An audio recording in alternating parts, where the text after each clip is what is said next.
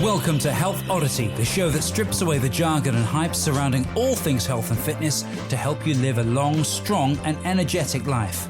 Lining up at the bar this week, here's Peter Lant, Paul Bassett and James St. Pierre.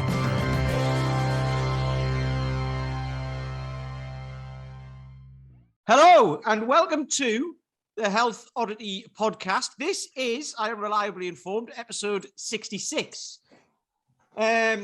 So we're continuing our run of amazing guests this year. And we're still astounded by the number of people who say yes and come on. And there's no exception this week. But before we get to that, it's going to be slightly different this week as well. So it's going to be very interesting, very interesting. But before we get to that, we'll say hello to the usual suspects. James isn't doing the intro this week, so he gets to tell us how he is. So how are you doing, James? I'm very good indeed, thank you. We've just come off the back of having Mr. Maceman Rick Brown at Unique Results for the weekend. So we did a full day Saturday, full day Sunday with him. I got to meet, we had about 22 people we had people from Ireland, from Scotland, from Wales, from all over England come down. So it was lovely to meet loads of people. And lots of people who also listened to the Health Oddity podcast, I was told. So that was very pleasant. But no, really, really good. Thank you. And what did he do to your wall? Well, you've done one of his sessions before where he uses what is called coach wall. And then he gets you to stand with your back to the wall and do the 360s and the 10 to 2s with the mace and try not to hit the wall. But I was there, and you know what I'm like with keeping things neat and tidy. I could just keep hearing thud, thud, thud, and they were taking chunks out of the breeze blocks on my wall. So Steph, my wife's been painting the wall today, and it looks lovely again. Well, my wall there, just there in the living room, has got marks on it from Indian clubs, so that needs a bit of a paint. Yes, no, it's good, but yeah, so we're all back to normal and we're all good. But no, it was a really good weekend. It was really, really good. Thank you. No, it looked good. I was ashamed I couldn't make it. It was my birthday that weekend, so we were away in the Black Mountains, which was lush. Anyway, Paul, how are you doing? I've got marks on my wall, but mainly from hitting my head against them.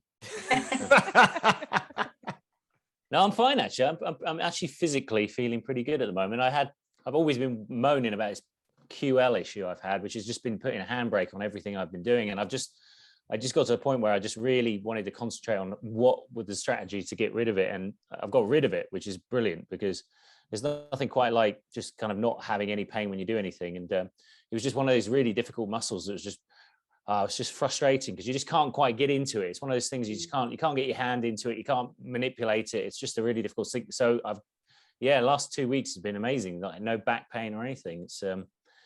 It's just a couple of things I was doing wrong and a couple of exercises added in. So I'm feeling pretty positive about my training and everything because I was having to regress a load of things. And so it's nice to be sitting around without feeling like I'm being pulled to one side with a really tight muscle. And has all your strength remained and all that? Yeah, well, it's funny when you've got something that's such a major muscle, it just stops you putting any kind of power down onto anything. Even pressing became a bit of an issue. Squatting became an issue. Snatches I had to stop, and it was just like, you know, when you've got an injury and you can put up with it for a little while, and you're like, oh, that will probably disappear, and it didn't. It just kept escalating to the point where I was getting out of bed and it was hurting. You know, the reason why I asked that, a little digression here, but the reason why I asked that is because that's where most people think like, no, I'm going to keep going because I'm going to lose all the gains or whatever that I've had in the past. But you don't. You just. Well, I'll tell you what. It makes it worse, doesn't it? I feel stronger now. I'm using lighter weights than I've used in 2 years. Yeah. I feel stronger now. I went from being I've never been a big squatter, but I was squatting, roughly body weight for multiple reps as part of the workouts. And I was doing lots of high volume snatches and lots of heavier kind of strength work. And then literally I just got to this point where I told my coach, Paul, I said, I actually had to wear a belt with my squats on a lightweight. And it was just like, okay, let's do something about this. And he literally put me down to 20 kilos on the barbell, put me down to something like 20 kilos on some single leg deadlifts. And you know what? It feels amazing. And it allows me to just focus on certain key things. And you know what? How much energy you get when you work with a lighter weight You just got to choose No, your I battles. don't, because Paul never puts me on No. bloody way. Well, you just don't look like you're in as much pain as me. So that's why I don't put them on Instagram. Yeah, well, yeah, fair enough. No, yeah. Anyway, we've gone on long enough about us. Yeah. It's not about us, is it? So this week we've got someone. We're going to talk about something slightly different. So we have. I'll just say a quick hello, Helen. Hello. Hello. This is Helen. So Helen, it's Helen Hall of Hell's Bells in Portishead, which is near Bristol, just outside of Bristol, isn't it? Where the band are from. Yeah, the band are from there, aren't they? They are. Yeah, they are. Yeah. Good band. Helen's an instructor, a strength coach who we know via Strong First, and she runs Hell's Bells, which is a kind of kettlebell club, but I mean, she does lots of training in a garage gym as well, which she's got at home, which is lush. She's converted her garage into this amazing place.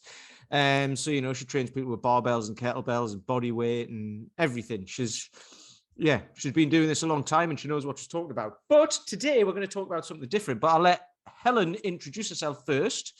And then we'll go on from there to talk about the thing that Helen is going to talk about. So Helen, give us a little bit of background about yourself and then what you're up to at the moment. Okay, so, thanks for inviting me on, guys. When we had that conversation back in September at the Strong First Bodyweight, one of the things I said to you is you need to feature more women. And so you went, right, what are you going to talk about then? So I went away and was like, okay, right, I best get on this and think about it. But anyway, it's great to be on board. I've listened to loads of your podcasts and I'm really enjoying them. So they sort of take me on my journeys when I go off to the different events of Strong First when I'm doing them over the last few months. So background on me, I did 25 years of teaching, started out as a PE teacher. And then progressed up through the ranks and ended up sort of as an assistant head, but then took about 12 years out to have kids. And once the boys became a bit older, I kind of needed to regroup and think about what I wanted to do. Wasn't entirely sure I wanted to go back into the profession of teaching. So I went down the coaching route. So pulling the PE that I did in the past and obviously the kettlebells, and then set up Hell's Bells. It will be nearly 4 years ago now. And the club's just gone from strength to strength, really. So I've got about 90 active members now, mainly women, which is why I'm getting up and running on what I'm going to talk about today. So that gives you a little bit of background as to where I come from. Excellent. 90 active members. You've got a waiting list as well, haven't you? It's fantastic. I do have a waiting list. It's a really nice position to be in, but people don't leave.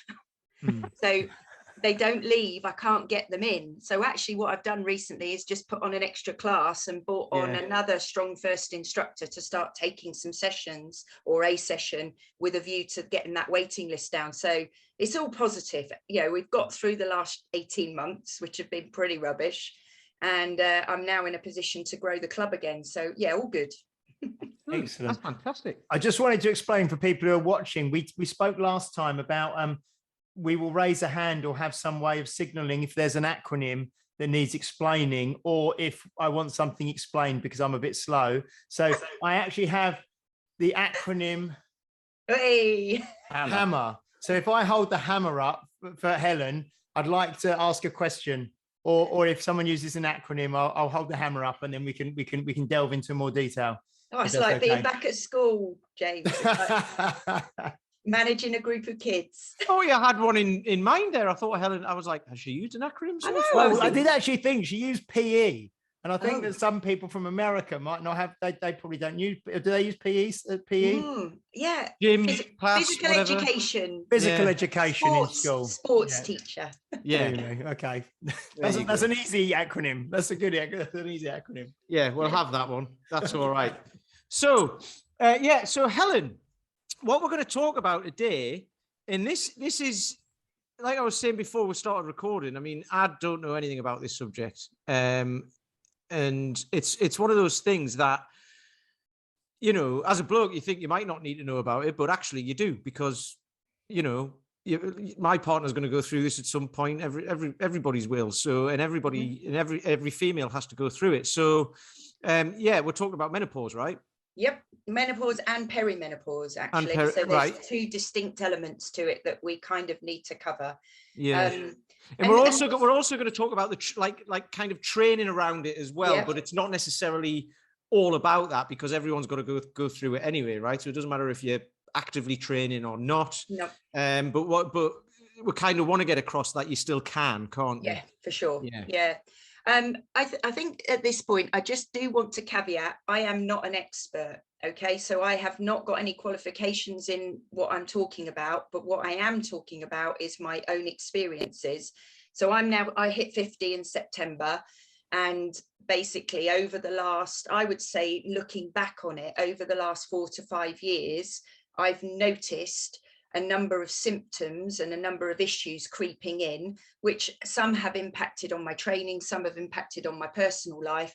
And it got to a point where I thought, actually, I need to understand more about what is going on in my body and why this is happening.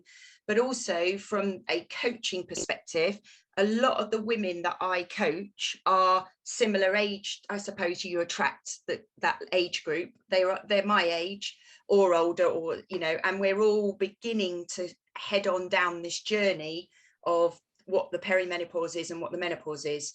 So really, that's really important to understand. I'm not an expert in the true context, but I'm becoming an expert in my own right because of what I'm going through, and also helping to support others.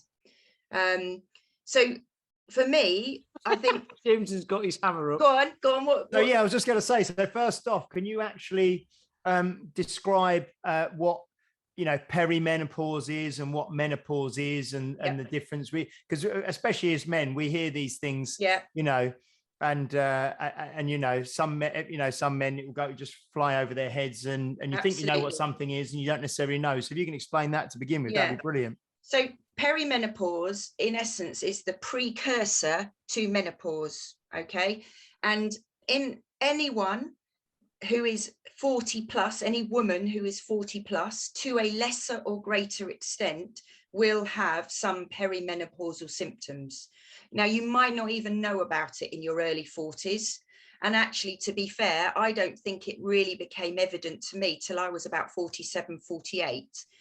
But once you get to your mid 40s, the basic issue that's happening is that your estrogen levels, which all the way along throughout, once you start having your periods from the age of 13, 14 or even younger, your estrogen levels gradually start to taper off. And with that dip in estrogen, there becomes symptoms and issues that can arise as a result of that dip in estrogen. But the thing about this dip in estrogen is it doesn't just do that. It doesn't just go down. It can go down and up within the wave of going down. So the perimenopause, you can have days where you feel absolutely 100% as a woman and you don't experience any symptoms, and you can wake up the next day and feel like you're in a really dark hole, or other symptoms, which we'll talk about as we move forward. So the perimenopause can go on for 10, 12, 15 years. And then you get to a point where your periods stop. And then and again, this is where I'm not the expert, because it varies according to which websites you look at. But once you've not had periods for, I think it's 2 years, you're then considered menopausal. So you've gone through it and you're menopausal. Okay. So most of what we will talk about in today will be more the perimenopausal and that journey that you're going on, because it's those changes that are really challenging at times to manage for a lot of women. And as you correctly said, Pete, it doesn't matter whether you are a coach, you're married, got a partner, whether you've got daughters, they are all going to go through this. And even my sons have a better understanding of it now, because I think it's really important for them. And there's nothing out there really, or there hasn't been anything out there until recently. Yeah, well, that was the thing that was one of the reasons. Like when we were talking at the bodyweight thing, and I've seen there's a coach who used to be at your place, James, Mel, who talks about it on Instagram as well, and I saw her talking about it. And I've got a couple of ladies who are trained. One's in her 60s, and she said she never did anything about it. She went through it and never did anything. Never took any HRT or anything like that. Didn't do anything about it. And she's wondering if she should have done and if she should now. So obviously, you know, I'm going to try and find out about that, or get her to go and find out about it. And there's another lady who I train online who's in her early 50s, who's basically said she's getting like lots of symptoms and she doesn't know what to do about it, so she's going to go and see the doctor. And I was like, it seems that it's one of those things people don't seem to know about it, and then don't seem to really bother about it until it's happening. And then it's like, by then it's not too late, but it's like you'd rather get ahead of it, wouldn't you? You'd rather at least know there is something you can do. I think it's really, really important that we as coaches and we understand it. So it's just about having that knowledge to then, because actually just having the knowledge up here allows you to then manage it more effectively. Because actually, without that knowledge, it's quite a scary thing, because you know, when you're at school and you get to the point of puberty, the boys have that chat, don't they? They get taken into that separate room, and then the girls go into a separate room and have the period talk, and you at least get that knowledge. And, you know, parents obviously in most cases have those conversations as you're in the teenage years, but there's pretty much nothing out there for those individuals or women once they get into their 40s. And to the credit of people like Davina McCall, there is a bit of a revolution going on at the moment. Whether you like her or not, she's done a lot of good around increasing the profile of menopause. She recently did a program on Channel 4, which was really good to watch, talking about to different women about their stories, and they're lobbying the government and around a number of issues around HRT and the way it's being prescribed, and making it free on the NHS, because obviously there's a cost implication to all of this as well and also taking away the stigma around HRT, because if you go back sort of 10-15 years, there was a huge amount of issues around women taking HRT, and then they said there was an increase in breast cancer, and because of that everyone was scared to take it. So and that stigma still exists, so I'm still getting people ask me about that, and yet actually the research now has disproved that and said that there isn't a correlation between taking HRT and breast cancer. And in essence, all you're doing when you start to take HRT, you are replacing something in your body that your body has stopped making naturally. Yeah, that's it. So HRT, I'm pretty sure everyone will probably know what it is, but it's hormone replacement. Oh, here comes the hammer. There's the hammer. James, you're not doing your job properly, James. But it's hormone replacement therapy, right? Yeah. So as a young teen, in your early 20s, women take the pill. That is a hormone that is into the body to prevent us from obviously falling pregnant. Then you tend to, obviously most women come off that. Then a lot of women have the coil, which again is another hormone that then secretes into the system to stop you from falling pregnant. You get to the next step, obviously those levels are falling off. So the idea of the hormone replacement therapy or treatment is that you are then taking a pill or a gel or a patch that will support you to stop those levels from dropping off, and hopefully even a lot of the symptoms out. So can you just talk to us a little bit about what the symptoms are? You know, like we have a lot of women in their 50s who train with us. I do talk to a lot of the women, so I kind of get a little bit of an understanding, but I'd obviously like a lot more of an understanding and Yeah. kind of talk to them. But yeah, so what kind of symptoms Okay. are you talking about? I'm going to talk to you about it on two levels. Firstly, I'll talk to you about it from my perspective and where I went with this, and then I'll talk to you about generic symptoms, so if that makes sense.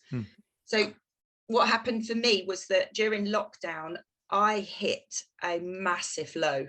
Like, I'm a pretty steady Eddie. I'm not someone who's up and down. I just get on with life. I pretty much manage what life throws at me. And I got to a point in lockdown where I left the house and I genuinely wasn't sure I was going to come back. And that's how desperate I felt. And it's really, really difficult for me to even put that into words and to describe how I was feeling. My hubby did not know what the hell to do. And we've got a good relationship. We are very open with our relationship and talk freely, but he didn't know how to manage me. And my kids also were getting the brunt of it.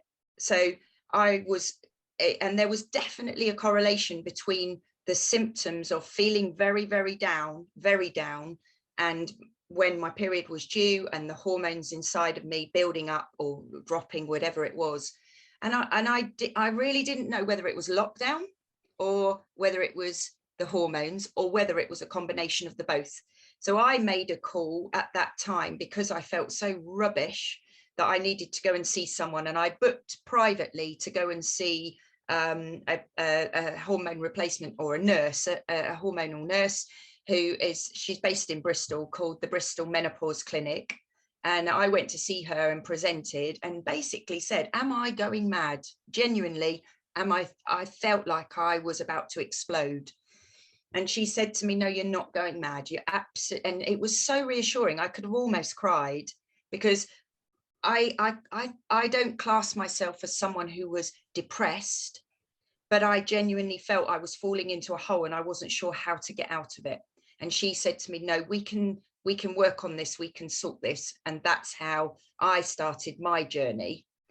So for me, the symptoms were very much tracking my period, which was becoming more and more erratic because obviously as I'm getting older, they're not as consistent. So I was going 6 to 8 weeks. I was then going 2 weeks. I would then go 3 months. I would then go once a month. And in itself, that's challenging as a woman when you don't know where you're at. But physically, I was getting pains, aches all over. So my joints were really sore. So, you talk about your QL and also into the hips and it's just, and I thought, God, this is not good because I didn't want to train and I've never not wanted to train. I was very irritable, like once towards just before the period would come. I just do not step over the line, to the point that my hubby was saying to the kids, just tread carefully for the next few days. And that's not normal. That's not right to be living in a house like that. And I was aware I was doing it, but I couldn't change the outcome. I knew that I needed to do something about it because I was just going, wah. And then things would just calm down and I'd be absolutely fine. All the pains would go, the irritability would go, and you'd get normal Helen back. So they were my kind of main symptoms. I didn't get the hot flushes. That's what everybody associates with HRT. Everyone thinks about hot flushes, sweats. I didn't get any of that. I did obviously get the anxiety. And I'm really fortunate I didn't get the insomnia because a lot of women with the sweats, they often come at night. And as a result of that, they can't sleep. So I mean, there is a list as long as your arm of symptoms, and you can almost attribute any symptom when someone is in their 40s, 50s towards it's probably HRT. So given that one of the, I suppose, confusing things is if so much can be attributed to it, is often sometimes when something's so widespread that you might not even see it. You can't see the wood for the trees. You're getting this a little bit with COVID at the moment. That I spoke to someone a few days ago and they said, well, look, a common cold could be attributed to symptoms of COVID. You know, it's like, well, okay, so what is this? How do I know it? So, I mean, is there like a rule of thumb that that someone should follow if they think they need to go to an expert? You know, is there a sequence of things that happen? That's the trouble with this. I don't think there is a sequence, and I don't think any woman will have the same story. Everybody will, you know, has a different symptoms. Everyone experiences at different times. There is no steadfast. You can't say at 45 this will happen. For some women it happens much earlier. For other women it happens much later. However, there is a thing called the green climatic scale that you can go on to, and that has like almost like a tick list. Right. And that was the first thing that when I went to see Hazel at the Bristol Menopause Clinic, who she said to me, right, we went through this list, and you know, in essence, I could go, yeah, that's me, that's me, that's me, that's me, and it's a massive long list. And at that point, it gave her a good indicator. And I think also there's no question that once you're in your late 40s, it is going to be hormonal. The biggest issue, and I was really fortunate that I was able to pay to go privately, because the experience, and I can speak of many of my friends locally, but I also know this is part of the wider picture as well, is that sadly, when you go to your GP, there are a number of, firstly, they don't tend to always take you seriously, although I do think that is changing, because I think it's having to change because of all the press around it at the moment. Secondly, they don't have enough understanding of it themselves. So when you look into what a GP does with their training, they don't even necessarily touch on it. So they are making changes to put courses in place now for GPs to be able to support women. But thirdly, often the symptoms are that of depression. So I can name you half a dozen of my friends who were put on antidepressants, and yet they weren't depressed in the same way that I wasn't depressed. I knew I wasn't depressed because I'm not predisposed to that, but I knew something wasn't right. And actually when I went to the clinic, they said to me, the chances are, had I gone to the GP, they would have put me on antidepressants rather than HRT. Now that I would never have wanted to have gone down that route personally. I would have wanted to avoid it. And the one thing that the clinic said to me was, actually, it's easier to come off of HRT than it is to come off antidepressants. So it's almost, if you're in that category of late 40s, it's almost better to try the HRT before you go down the antidepressant route. It's not to say you don't need antidepressants, and I'm not poo-pooing them because they work for many, but I would have far rather have explored the hormonal route before I went down any other chemical intervention.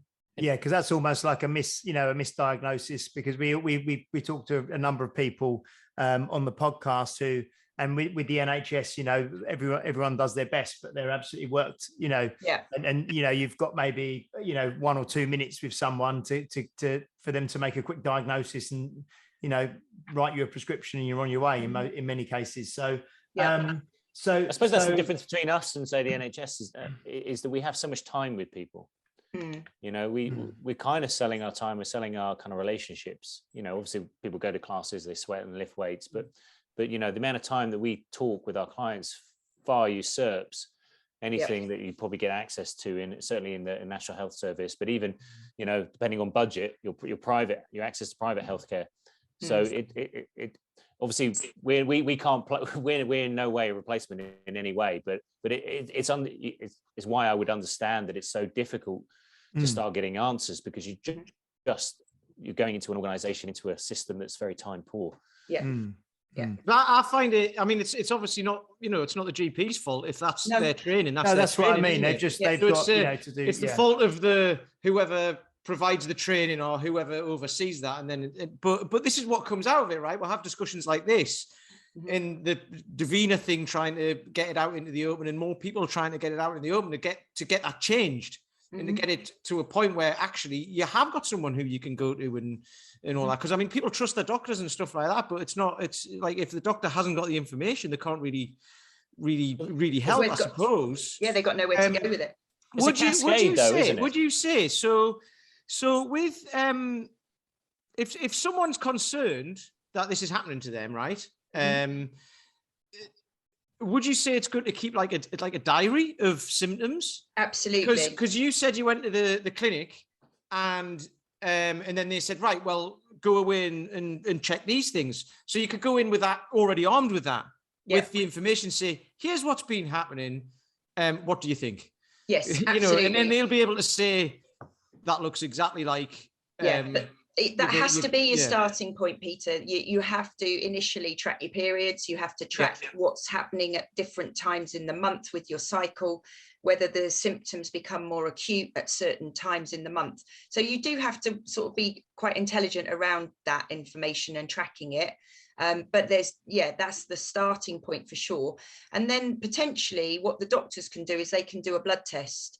Now, they don't like to do that blood test, again, because obviously there's a cost implication to that.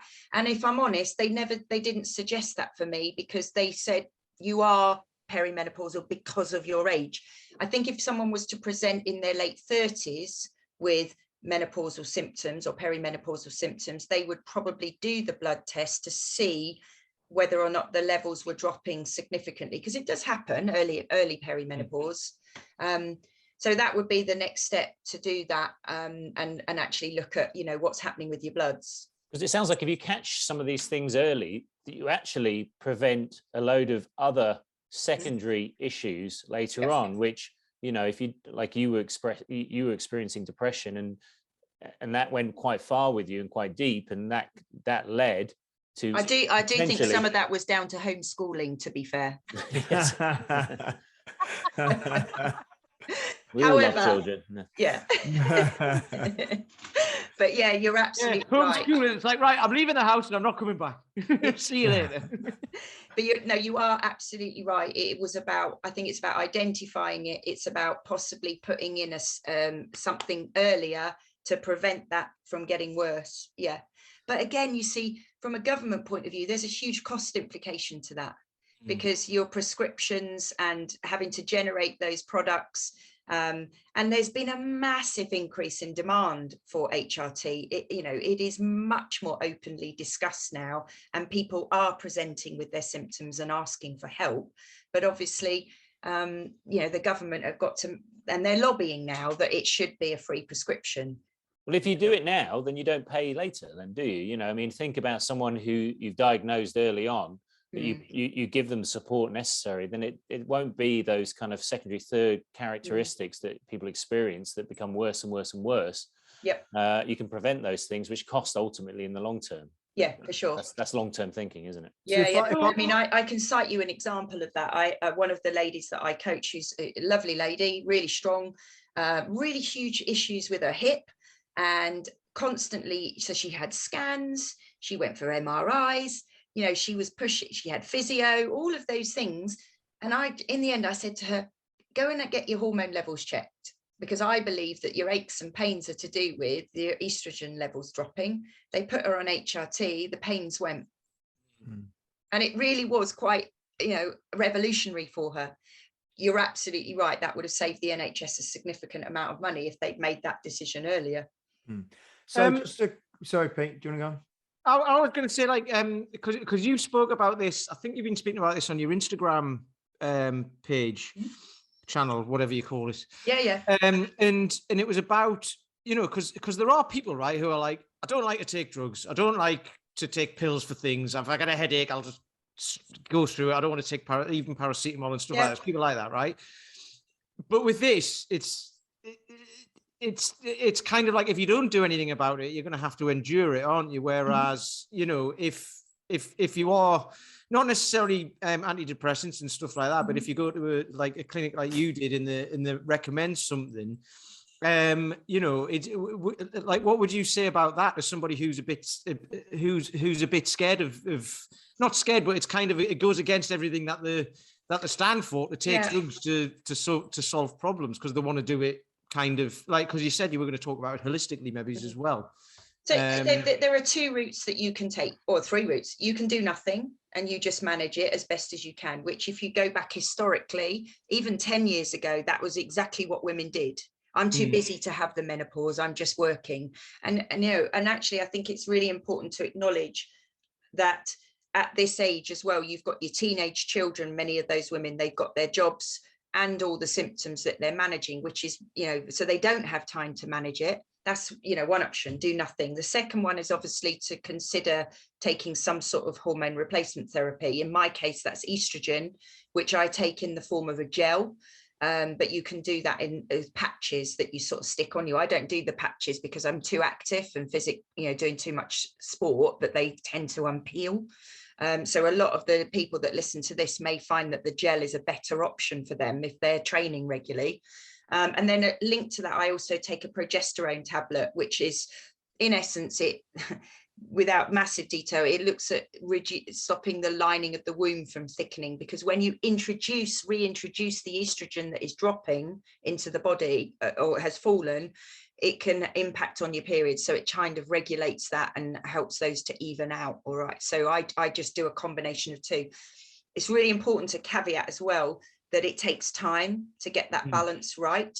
So I will have been on the HRT for nearly a year in January, and I'm still tweaking it and seeking advice and going back to have consultations to make sure it's right for me.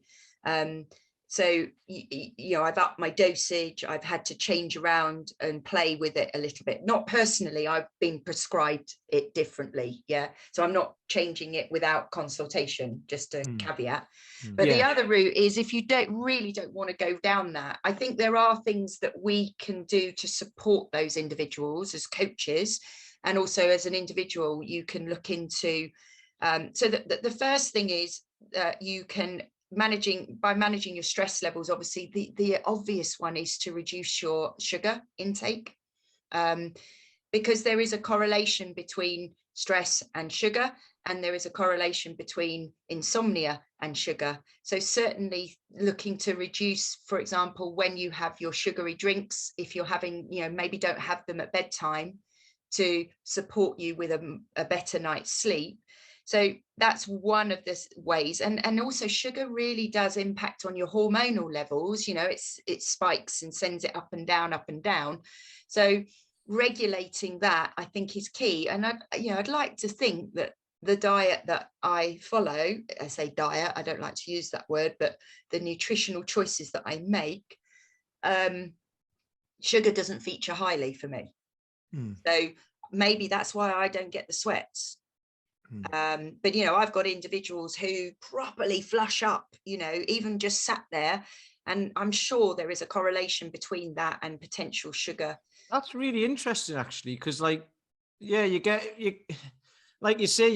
all these classic symptoms which you haven't necessarily had, but you live a healthy lifestyle, right? And maybe that's really interesting, actually. Well, that was one of my questions. Reason, but that was one of my questions is, when we're talking about the onset of some of these symptoms, I don't know if any studies have been done into the lifestyle factors that determine whether or not someone goes in their early 40s or like yourself in your late 40s.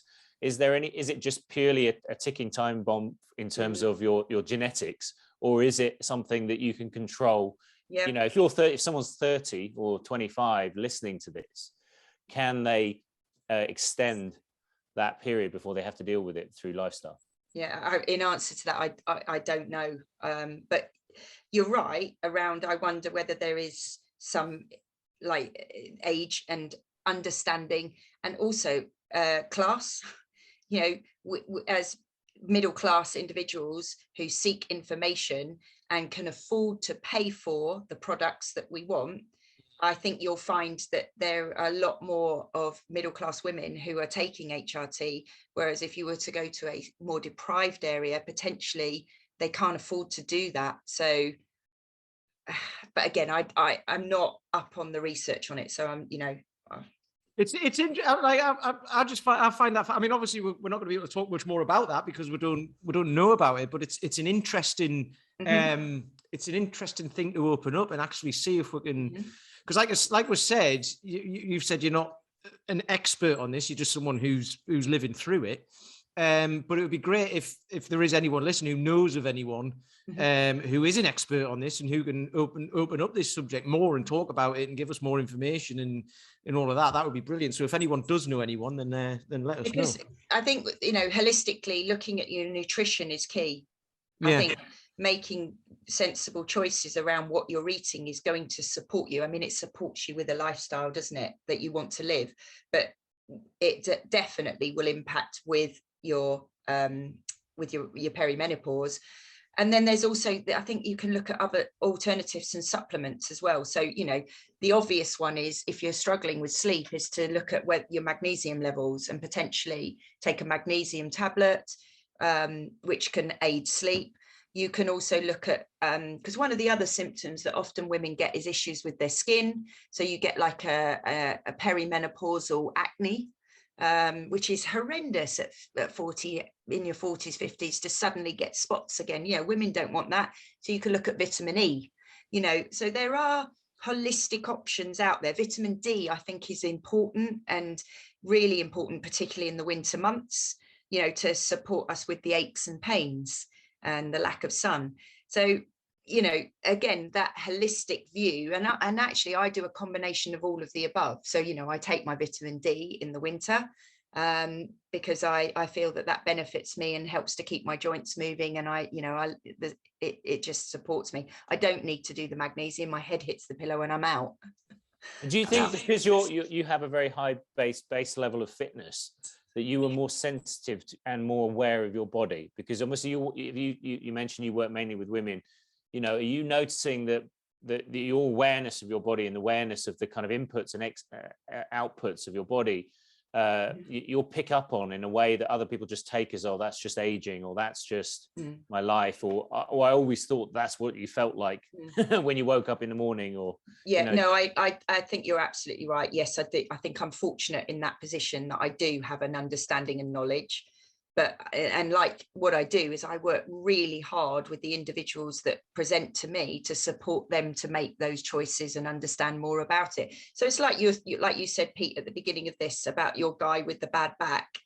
I refuse to accept that anyone has a bad back and just getting old. It's part of getting old. That's absolutely rubbish. He was 50. This wasn't on the recording, was it? This was a mate of mine who I was talking to last night, actually, who's 50, and he says his back's in constant pain, but it's because of his age. And I was like, no, it isn't. But anyway. But it's the same for the women I'm with. So I really do try to holistically support them in every respect.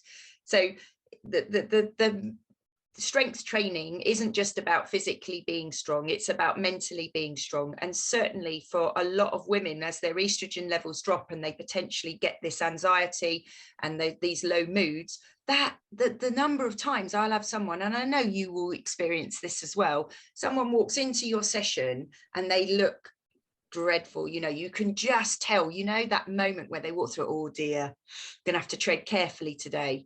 And an hour later, that person walks out smiling. And that's, for me, where the benefits of strength training are just more than strength. You talked earlier about not lifting heavy weights all the time. It ultimately kind of doesn't matter.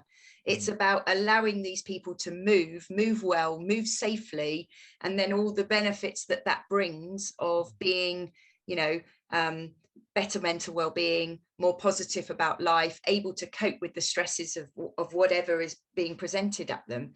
So it is that holistic thing, isn't it, of an understanding. Is there some kind of, obviously a lot of people who listen to this will do some kind of exercise or training, or they'll be looking to do some kind of exercise or training. Is there anything that is promoted as being better for people who are kind of perimenopausal and menopausal, or any exercise they should be looking to do, or any exercise potentially they should be looking to avoid? I mean, have you got any information around that? Yeah, no, I think I'm biased, obviously, but it's strength training.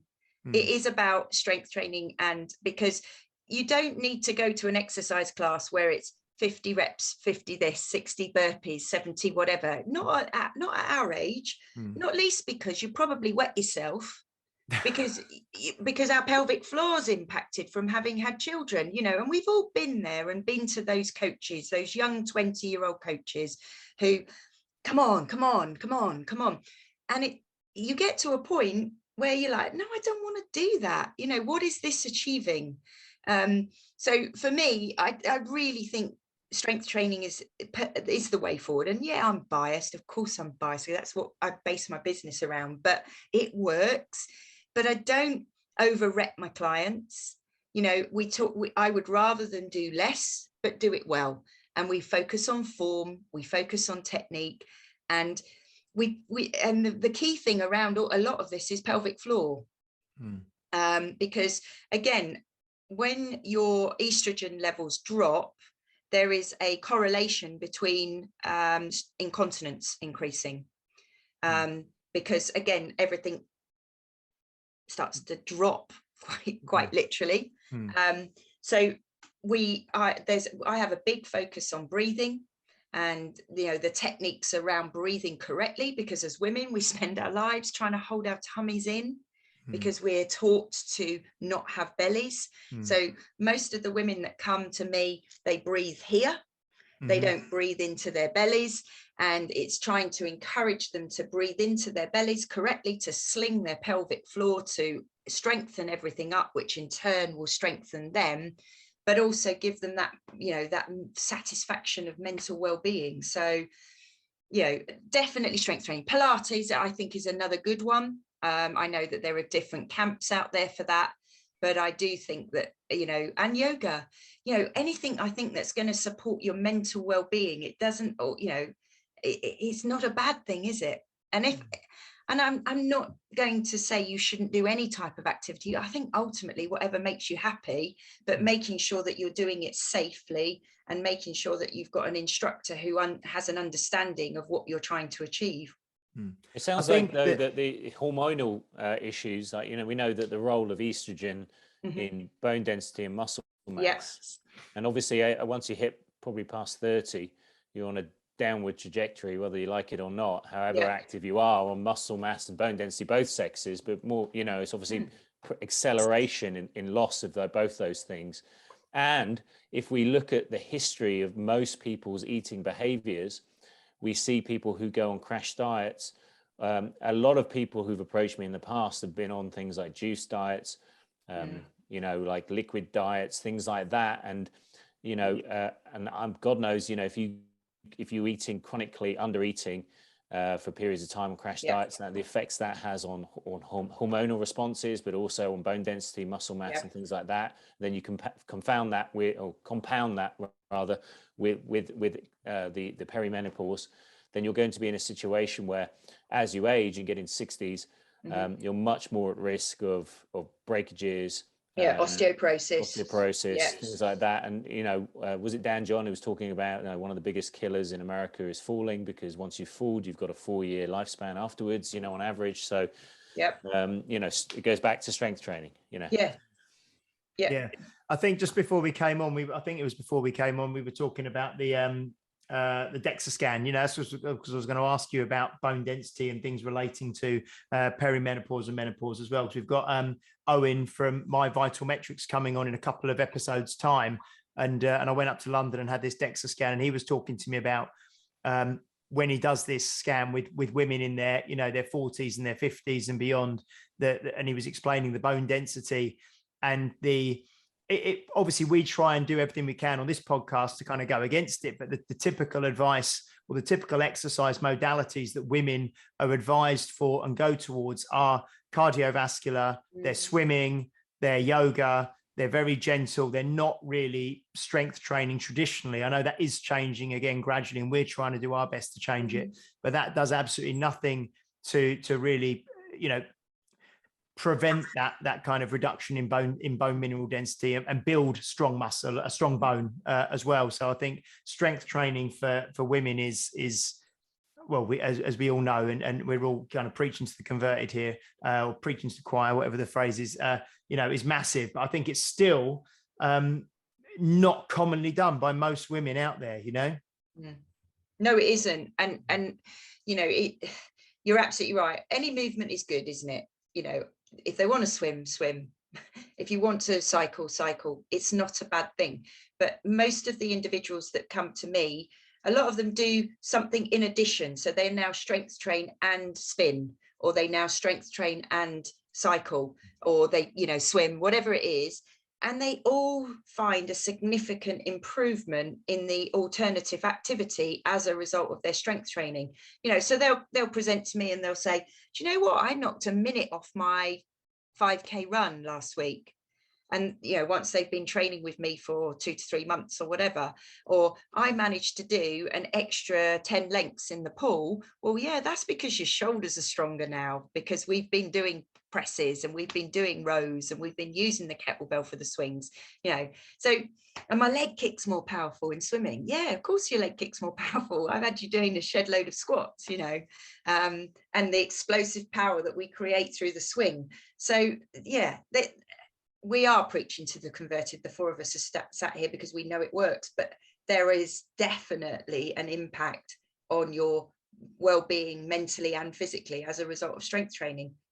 Do you think that, just to ask a separate question again, on a similar track, do you can only obviously talk from your own experience, but have you noticed a change in the way that you need to eat, or in nutrition, your nutritional strategies and things, as you've, you know, moved into your late 40s, now 50s? Do you, because we speak to so many people on here, and lots of the experts that we tend to speak to now are in their, you know, their 50s and 60s, and a lot of them talk about, as they've aged, they've kind of changed slightly the way they've eaten, and you know, maybe eating less now, and you've already mentioned sugar and things like that. But I just wondered, on a personal level, if you've changed anything up in the last kind of 5 years or so. I mean, my diet has changed hugely, the food that I eat, and as my knowledge of strength training has increased.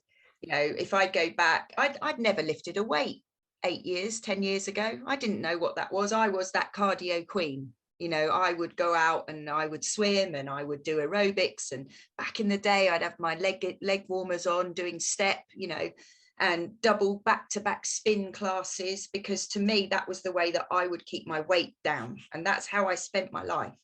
And as I got into strength training and kettlebells, you know, I then increased my understanding of the benefits of nutrition and protein and how that helps with muscle repair and muscle growth, etc., etc.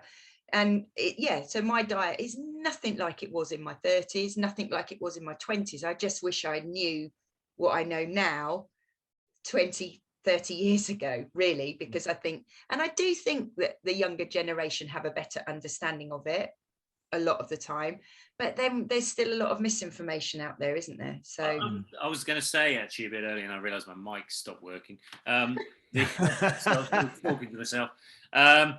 I am noticing that, in a way, many women are coming in with a much more forward-thinking perspective than many of the men that I sit in front of. Women are saying, I want to be strong. And that is frequently what I'm hearing now. Yes, of course, there is always, I want to be slim, I want to fit into clothes, or I want weight loss. But it's amazing how many women are sitting there saying, I want to be strong. And they keep using words that really excite me, with things like skill, technique. I want to learn, I want to educate myself, and all those things. With guys, not so much. They're very much more focused on either on output, and it's more difficult to keep a guy engaged for a long period of time, because I don't think they're going they haven't quite got that concept of educating themselves, because they've got two hands and legs and they can do it themselves. It is my personal gripe about just getting men to realize that sometimes they can get outside help in order to get better at things. But it's really exciting to see women starting to think about, I just want to get strong. And I think that's going to give it's a great tool in the box to deal with a lot of things that life's going to throw at you. I completely agree. I love it when someone comes to me and they're not talking about wanting to lose weight, and I don't talk to them about diets. I talk to them about nutritional changes and lifestyle changes, and making it a habit and making it part of your routine, as opposed to just doing a 6-week, 8-week quick fix, whatever that may be, that more often than not results in them gaining more weight. And whenever we have focuses within the club, which I do quite often, they aren't about weight loss. They're about looking at creating new habits and looking at how we can move forward and make that, sustain that once they're moving it independently without the accountability that I can offer. But it's ultimately, and for a lot of women, it's about eating more, isn't it? Well, this is what's great about like people when they start training, doesn't matter what it is, but say they start strength training with you or one of us. I very rarely start with nutrition because people don't want to know about that. They're like, I don't want to have to change what I do. So it's like, right, just come along, we'll get training. And then after a while, they're like, well, it makes me feel really good, but when I eat this, I feel bad, or I'm not losing the body fat that I want to lose, or whatever. And then it's like, okay, should we talk a bit about nutrition then? Because then they become interested in it, don't they? Because like, well, it's not just about that. I want to do more exercise, and I'm doing that, but that doesn't seem to be that hasn't solved everything. And it's like exactly because you've got to look at lots of different aspects, but people rarely come to you for nutrition. They come to you. The company to be trained. So it's like, right, well, we'll start there because you want to do that. And that's interesting, I think, because trying to differentiate part of the education of our clients is to say that, yes, the difference between coaching and exercise, because you can go to a gym and just join a class and turn up and disappear and have exercise. But when you go to see Peter or any of you too, it's like, okay, we're here to be coached and you're here to be in that mindset.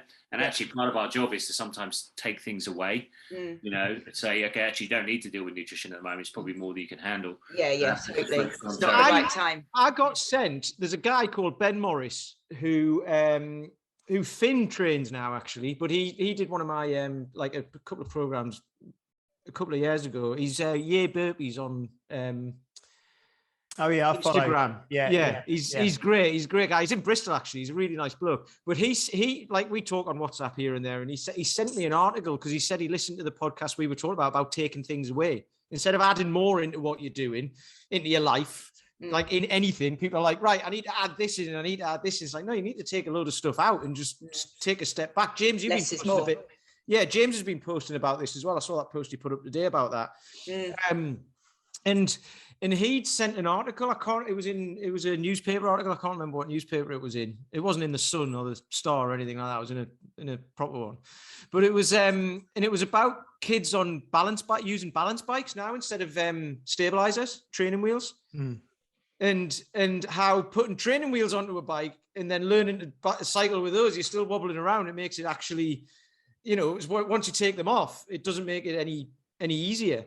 Whereas using a balance bike, kids learn how to balance themselves with their own body, and then it makes riding easier. So it's like instead of just adding stuff to help, it's like, well, what can you take out that's causing problems? Definitely works. So it was interesting. Yeah, likewise, it worked with my two. Yeah, it was. It's just really interesting stuff like that. It's like because people. I think in this article, it said there was like some study that was done. You've always got to be worried, about like who did the study and why they did it and all that. But most people would think you have to add things in to programs or to something to try and make it better. And very few people look at taking things away. Well, James, just to pick up on a point though about my diet and changing, that I would say that I think there is an element that as you get older, there is a correlation between a lot of people becoming more sedentary. So there is evidence to suggest that you should reduce your calorie intake if you are that way inclined so you don't then gain weight. For me personally, obviously I'm still physically active, but what I don't ever track my calories. I don't feel the need to do that. But what I do focus on is nutrient dense food, so that I'm feeling fuller for longer, and that I have the energy then to cope with the demands that the day is going to throw at me, whether that's being a mum, whether that's being a coach, whether that is my own personal training or shipping the kids off to their activities, it's all those things. So it isn't definitely that I think as you get older, your metabolism does slow, and you have a lot of women present to you as coaches who maybe have gained weight as a result of HRT or the perimenopause and the menopause, and they're really low as a result of it. It's all very, very intertwined. So it's supporting them in that instance, like you say, Pete, to get moving, whatever that movement may be, and then introducing those little nuggets of nutrition around this might be a way forward for you. This might be more effective. You might want to try this. Have you actually analysed how much sugar you're having? You know, have you gone on a low-fat diet that now means you're substituting all your sugar for a preservative sugar of some description, which could be giving you the headaches or the joint pain or whatever. So I think personally, for me, it's about having that open dialogue. And I bide my time, like you, Pete. I don't have those conversations all the time. But if that dialogue comes up within a small group training session, I will then obviously support them, and I support them within the club page, you know, within Facebook and our closed page, where people will ask a question, I'll answer it. Yeah, but I mean, that's one of the things you might get. You know, you might get women who come to you who are, have been feeling down, have been feeling like not necessarily depressed, but just down, like you said, and thinking like, oh, I'm low on energy. So they think, oh, I need to eat more sugar or something like that. So they probably think they well, need. It's a quick fix, isn't it? It's actually making things worse. Yeah. What we haven't asked you is how do you like? You obviously went through that, and you've had the therapy and all that sort of stuff. So what's changed? What's made you? How's that made you feel? The HRT that I'm now taking, I'm definitely more of a steady Eddie. It's basically put you back to where you were. Yeah, for sure. And yeah, I'm still managing stuff behind the scenes around what's happening with my periods, etc. You know, and it's a bit of a nightmare, but I'm much more level-headed, so I'm in a better position then to cope with whatever else is thrown at me. And actually, if you were to ask my kids and hubby, they would say the same. So there's testament. There's a kind of unspoken thing. There's an unspoken element to this, which is often this happens at a time of life where people are loaded with huge amounts of responsibilities. You know, perhaps they've climbed up the corporate ladder. Maybe you've got more responsibility at work, managing teams, managing projects, things like that. You also a lot of pressure on marriages, a lot of pressures in mortgages, a lot of pressures on having children, and all the things that go with managing their lives as well. So, you know, often this kind of thing compounds already very, very stressful time in people's lives. And it goes back to this thing, you know, sometimes the job is to take things away because there's obviously a lot of other things just piling on top of people, which makes it very difficult to see the wood for the trees. Yeah, for sure. Stripping it back was key. I had to take a proper step back from things and go back to what are my priorities. And ultimately, when you start to strip that back, I always use the analogy of the oxygen mask on the plane. So when that oxygen mask comes down on the plane, the first thing they tell you to do is to put it on yourself before you help others.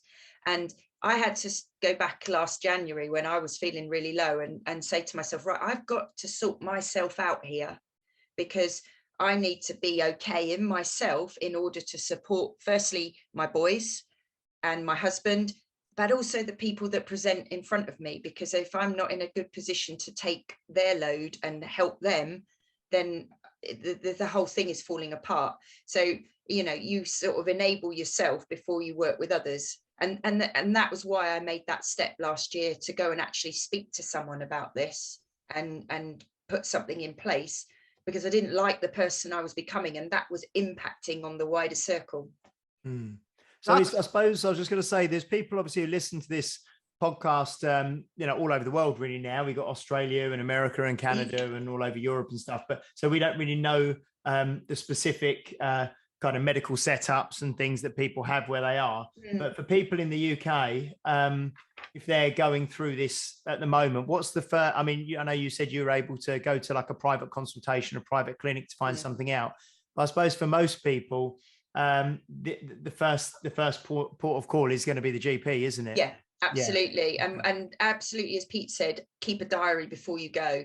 So, you know, start to look for patterns, start to record what's happening with your periods, if they're becoming erratic, whether there's a correlation between your moods, etc. So go armed, go prepared, and then go and speak to your GP around why, what is happening, and ask for that advice in the first instance. Yeah, as you correctly say, there's also private clinics, and there's loads of those popping up around the country. You know, there is a revolution going on in that respect around it. There is a cost implication for that. I mean, I think I paid £125 for my first consultation. For me personally, that was worth every penny. I was fortunate we could afford to do that. And then I think, you know, go onto the internet. So if you go on to Insta now, I follow some really interesting ladies and men, but mainly women, actually. Davina's your obvious one. Menopause Matters, the Bristol Menopause. You've got the Hormone Doctor. There's a charity called the Menopause Charity, Women of a Certain Age, another Insta page that's a good one. The Peri Menopause Doctor. So there are so many people out there who are offering advice, you know, on that forum. And I know people are critical of Instagram, but there's a lot of good content out there if you can just sift out the rubbish. And it's being able to find that information, because again, knowledge is power, isn't it? Exactly. And maybe Pete can pop in the show notes the, you know, links to some of those. I can make. Yeah, I'll have to go back and listen to that, because I was trying to write it down. Well, Helen can I'll send ping you. it over to you. Yeah, and we'll put that in there. And no, that's really good, because, like you say, social media. Say what you like about it. Like, I've made a lot of connections on Instagram since we've started doing this podcast, which are really positive. And if that was the whole reason why, one of the reasons why we started this as well, right? To get cut through all the hype and all the crap that's out there and try and get some decent information out there.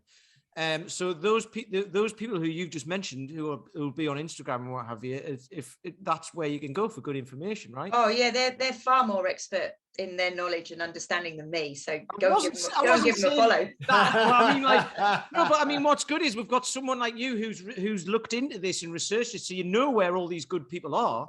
And you can, and then we can use this forum to push people in that direction to help them out. So that's hopefully this is going to help a hell of a lot of people. And like I say, it'll help a hell of a lot of men as well understand what their partners are going to be going through. Because I've written something down, actually. Right? It's not always fun. I've written something down just to lighten the mood a little bit. If blokes had to go through this, right? Would be talking about it all the time, because we'd be whinging about it all the time, because you were saying, like, you know, women just get on with it, they turn up to your things and don't talk about it, just get on with it, and like it's not really spoken about and all of that. But that's because women are good at that. They just get on with stuff and don't moan about it. Like, if this was blokes going through this, honestly, everyone would be talking about it, because we'd be whinging about it daily. Or I would anyway. Just buy a motorbike or something, you know. Yeah, exactly. Helen, if people do want to, I'm sure they will, because I mean, this has been a fantastic. I know we've gone over an hour, I think now. It's been a fantastic conversation. If people want to, you know, follow you, find out more about you, just kind of keep an eye on what you're up to. What's the best sort of? You mentioned Instagram a few times, I know, but what's the best sort of platform for people to follow you and to find out more? Well, yeah, that would be amazing if they wanted to. I'm Hellsbells Hawley 13 on Insta. And then I've also got a link onto, from there you can find me on Facebook as well, which is where most of my work, most of what I publish and put up is out there. And I really try hard with my posts to add value. And I'll always, you know, I like to try and keep it real and be honest with what's going on as well. So yeah, they'd be very welcome, and get in touch. You can message me. I'm more than happy to discuss in person, or, you know, via Insta, or we can email. That, you know, I don't have a problem with that at all, because actually it's about helping people to feel better about themselves. Excellent. Love it. Marvelous. It's me. I'm in charge. I'm waiting for you to do the wrap up. I'm trying not to. Lunatics, you're running the assignment. I'm trying not to go. Pete, do the wrap up. Yeah, okay, I will. Paul, have you got any final thoughts? I'm on the spot now. Well, I was busy making fun of you, and now I've got all the pressure on my shoulders. No, it's good. I mean, I work probably mainly women, so it's a really current topic, and I'm just going to share this like crazy, because so many people have asked me, and I've kind of my general go-to response is like, okay, let's just get you as healthy as possible based on the basics and see how that affects everything. But obviously having the depth of knowledge beyond that was where I lacked. So for me, it's really interesting to kind of put it in context about how you explored it and just how I can, just be more supportive to the client base. And also, I'm sure that they'll find it of real value, this, then I'm hoping that they'll share it amongst their friends as well, because I think this is really interesting, combining not only the experience you've gone through, but also like, okay, how do we as professionals and how does an individual themselves support themselves through this whole process? So it's been great. Thanks for coming on. It's been great. Oh, pleasure. Thanks, guys, for giving me the opportunity. I was quite nervous, but I've really enjoyed it. I think it's Don't all those worry, years. I'm nervous doing this every bloody week. What about you, James? I was just going to say, I think that's been really interesting. I've been having really regular conversations with some of my members at the moment who are going through this, and they're kind of either just starting HRT or they're trying to get onto HRT, or it's not always that easy. Yeah, or they're finding out more about HRT and that sort of thing. So it's been really interesting, and I think actually it's sometimes sort of serendipitous or fortuitous, whatever the word is. But the next couple of episodes, I think, are going to lead on really, really well, because we've got Tracy Rifkind on next week, who I don't want to prematurely age her, but I'd imagine she's been through around the 60 mark, I would think now. She's certainly older than you. So it'd be good to kind of catch up with her. And I know she's recently got a dog and things, but talk about maybe touch on some of this with her. And then the week after, like I mentioned, we've got Owen from My Vital Metrics, who knows an absolute ton about, bone density, about basal metabolic rate and how that changes as we age through, sarcopenia and loss of muscle, but also just the aging process that we touched on, how maybe your caloric sort of needs come down slightly as you get old, regardless of muscle. We had a really good conversation with him. So I think that this episode is going to really neatly lead into the next two. So, and it's always touch on things like thyroids and stuff as well. I don't know. Yeah, there's so much more out there. There's so much. Yeah. And separately to that, it's just been really lovely to catch up with you again, Helen. I know we've spent some time together in the last sort of few months with the SFB and then the SFG and then doing this. So it's been lovely to catch up with you. So thanks for coming on. No, thanks for the opportunity, guys. It's been good. Cool. Helen, thank you for coming in. Every time I hear HRT, I keep thinking about the high-speed train thing that they're building from London. Well, I think high-rise terminal. From the when you raise your voice at the end of a sentence. Yeah. Oh, right. Everything sounds like a question. It's called high-rise terminal. Like the Aussies. That's how they say. Yeah. It's like the Aussies in the young people. We don't do that because we're older. Young people. For yourself, Pete. Hey. Yes, right. So Helen, honestly, that like James said, this is going to tee everything up nicely for the next couple of episodes, I think. And also, it's just been really interesting. I've learned a lot today. And I'm going to go and follow all those people on Instagram as well. And there's loads there'll more. be all these menopause things on Instagram going, God, I've got all these fellas following me for like somehow, where did all this come from? All these geezers are really interested in menopause. But it's been really interesting. Like I say, if for the listeners, if you're listening to this and you think it'll help someone who you know, or you just want to share it anyway, I think we need to get this one out as far and wide as possible. Because like we say as well, it might even get someone who is a true expert on this as well to come and contact us, hopefully, and say, like, can I come on and educate people and educate you guys as well? So that would be really good. So please like it, please share it, leave us a review.